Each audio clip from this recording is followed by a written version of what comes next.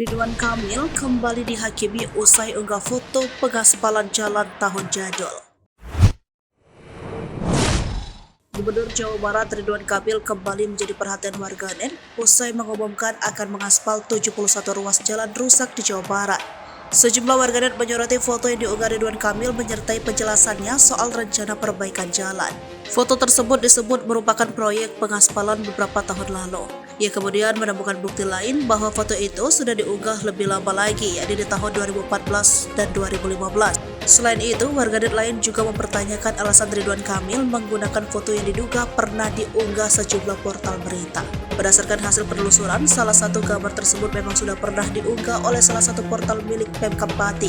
Dilansir dari situs patikap.go.id, gambar itu digunakan dalam berita perbaikan jalan alternatif di wilayah tersebut, yakni jalur alternatif SPBU Karawang Kudus, Kandas Mas, Kebeng Pati, kemudian Pati, Wedarijika, Cetak Juwana, serta pertigaan Juwana, Jakenan, Winong, Gabus, dan Pati.